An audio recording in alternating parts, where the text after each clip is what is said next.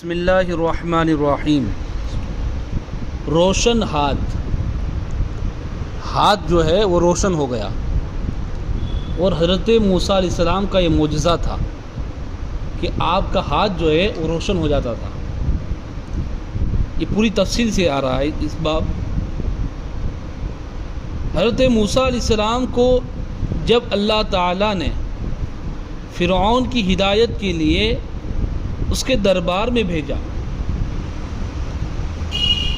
موسیٰ علیہ السلام کو بھیجا فرعون کے پاس کہ آپ جائیں تبلیغ کے لیے، سمجھانے کے لیے، تو دو معجزات آپ کو عطا فرما کر اللہ تعالیٰ نے بھیجا حضرت موسیٰ علیہ السلام کہ آپ جائیں اور فرعون کو سمجھائیں۔ ایک عصا تھا اور دوسرا ید بیضا۔ ید بیضا یعنی روشن ہاتھ۔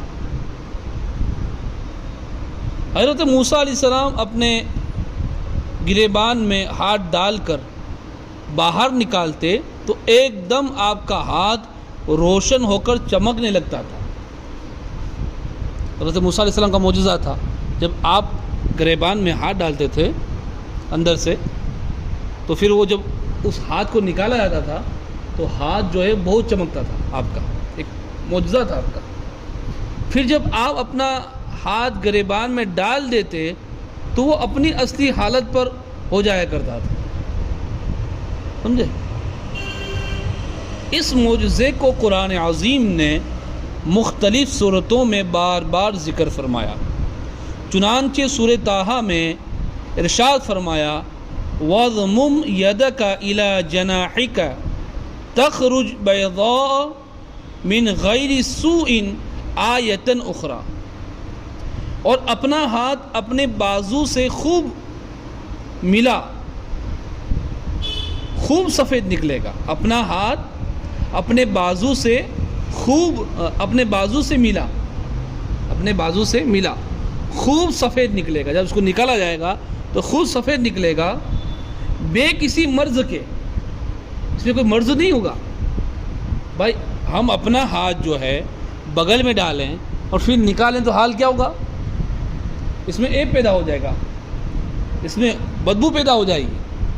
مگر حضرت موسیٰ علیہ السلام کا معجزہ کہ آپ ڈالتے تھے تو وہ روشن ہاتھ ہو جایا کرتا تھا، کسی مرض کے، بغیر کسی مرض کے خوب سفید نکلتا تھا حضرت موسیٰ علیہ السلام کا۔ لِنُرِيَكَ مِنْ آیَاتِنَا الْكُبْرَى، اور نشانی کہ ہم تجھے اپنی بڑی بڑی نشانیاں دکھائیں۔ ایک اور نشانی کہ ہم تجھے اپنی بڑی بڑی نشانیاں دکھائیں۔ اسی معجزے کا نام ید بیضا ہے۔ سو کیا بولتے ہیں؟ ید بیضا یعنی روشن ہاتھ، جو ایک عجیب اور عظیم معجزہ ہے۔ حضرت ابن عباس رضی اللہ تعالی عنہما نے فرمایا کہ حضرت موسیٰ علیہ السلام کے دست مبارک سے رات اور دن میں آفتاب کی طرح نور نکلتا تھا، رات اور دن میں نور نکلتا تھا۔ تو یہ ہے حضرت موسیٰ علیہ السلام کا معجزہ جو اللہ تعالیٰ نے آپ کو عطا فرمایا، اور آپ یہ معجزہ لے کر فرعون کے دربار میں پہنچے۔ منا و سلوہ جس کو کہتے ہیں، یہ منا و سلوہ کیا چیز ہے؟ قرآن میں بھی آیا اس کا ذکر۔ جب حضرت موسیٰ علیہ السلام 6 لاکھ بنی اسرائیل کے افراد کے ساتھ، اس سے پہلے آیا نا 6 لاکھ بنی اسرائیل کو لے کے گئے تھے، میدان تہ میں مقیم تھے، تو اللہ تعالیٰ نے ان لوگوں کے کھانے کے لیے آسمان سے 2 کھانے اتارے تھے، کیونکہ وہاں پر تو کچھ موجود نہیں تھا۔ آپ نے پتھر پر عصا مارا تھا تو اس پتھر سے 12 چشمے جاری ہوئے تھے جس سے وہ پانی پیتے تھے، اور کھانے کے لیے منا و سلوہ جو آسمانی کھانا تھا ان کے پاس آتا تھا۔ اس میں سے ایک کا نام من تھا اور دوسرے کا نام سلوہ تھا۔ من جو تھا وہ بالکل سفید شہد کی طرح ایک حلوہ تھا۔ کیا تھا؟ من سفید شہد کی طرح ایک حلوہ تھا، یا سفید رنگ کی شہد ہی تھی جو روزانہ آسمان سے بارش کی طرح برستی تھی۔ دو مختلف قول ہے۔ ایک قول یہ ہے کہ جو من تھا بالکل سفید شہد کی طرح تھا، اور ایک سفید رنگ کی ہی شہد تھی جو آسمان سے روز نازل ہوتی تھی بارش کی طرح۔ اور سلوہ جو ہے یہ پکی ہوئی بٹیریں تھی جو دکھینی ہوا کے ساتھ آسمان سے نازل ہوا کرتی تھی۔ جو دکھن ہے، پورب پچھم اتر دکھن، وہاں سے ایک ہوا آتی تھی، اور ہوا کے ساتھ یہ سلوہ جو ہے یہ آسمانی کھانا اترتا تھا۔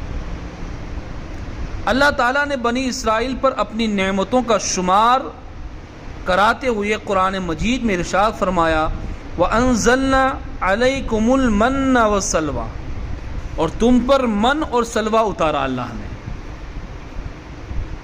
اس من اور سلوہ کے بارے میں حضرت موسیٰ علیہ السلام کا یہ حکم تھا کہ روزانہ تم لوگ اس کو کھایا کرو۔ حضرت موسیٰ علیہ السلام نے بنی اسرائیل سے کہا کہ جو کھانا آسمان سے آتا ہے تم اس کو کھایا کرو، ناشکری مت کرو۔ یہ لوگ کیا کر لیتے تھے کہ من و سلوہ جو آسمان سے اترتا تھا اس کو دوسرے دن کے لیے رکھ دیتے تھے۔ ان کو حضرت موسیٰ علیہ السلام پر بھروسہ نہیں تھا۔ وہ سوچتے تھے کہ اگر کل نہیں آیا تو ہم کیا کریں گے؟ تو حضرت موسیٰ علیہ السلام نے فرمایا کہ تم آج آیا آج کھا لو، کل بھی آئے گا، اللہ کی ذات پر بھروسہ کرو۔ تو یہ حضرت موسیٰ علیہ السلام کا حکم تھا، روزانہ تم لوگ اس کو کھا لیا کرو، اور کل کے لیے ہرگز اس کا ذخیرہ مت کرنا۔ آج کی سوچو تم، کل پھر اللہ عطا فرما دے گا۔ مگر بعض ضعیف الاعتقاد لوگوں کو یہ ڈر لگنے لگا کہ اگر کسی دن من و سلوہ نہ اترا تو ہم لوگ اس بے آب و گیا چٹیل میدان میں بھوکے مر جائیں گے۔ کل اگر نہیں آیا من و سلوہ تو ہم کیا کریں گے؟ ہم تو بھوکے مر جائیں گے۔ چنانچہ ان لوگوں نے کچھ چھپا کر کل کے لیے رکھ لیا، ناشکری کی۔ حضرت موسیٰ علیہ السلام کے حکم کو نہیں مانا انہوں نے، ناشکری کی اور رکھ لیا انہوں نے۔ تو نبی کی نافرمانی سے ایسی نحوست پھیل گئی کہ جو کچھ لوگوں نے کل کے لیے جمع کیا تھا وہ سب سڑ گیا۔ جتنا بھی کھانا تھا آسمانی جنتی کھانا سڑ گیا، اور آئندہ کے لیے اس کا اترنا بند ہو گیا، ختم۔ کل تو کیا بھی کبھی نہیں ملا ان کو۔ اسی لیے حضور اقدس صلی اللہ علیہ وسلم نے ارشاد فرمایا کہ بنی اسرائیل نہ ہوتے، وہ بڑی بات ہے، بنی اسرائیل نہ ہوتے تو نہ کھانا کبھی خراب ہوتا اور نہ گوشت سڑتا۔ عام کھانے کی بات ہے، کھانا کبھی خراب نہیں ہوتا، نہ گوشت سڑتا۔ سمجھے؟ کھانے کا خراب ہونا اور گوشت کا سڑنا اسی تاریخ سے شروع ہوا ہے، سمجھے؟ ورنہ اس سے پہلے نہ کھانا بگڑتا تھا نہ گوشت سڑتا تھا۔ کھانا کبھی نہیں بگڑتا، گوشت سڑتا نہیں تھا، مگر بنی اسرائیل نے حضرت موسیٰ علیہ السلام کی نافرمانی کی، آپ کے حکم کو نہیں مانا، تو پھر وہ تاریخ قیامت چلتی رہے گی، یعنی کھانا سڑے گا اور گوشت بھی سڑے گا۔ اس سے یہ پتہ چلا کہ ہر امت کو اپنے نبی کی بات ماننی چاہیے۔ جب امت اپنے نبی کی بات نہیں مانتی تو پھر وہ خسارے میں ہوتی ہے۔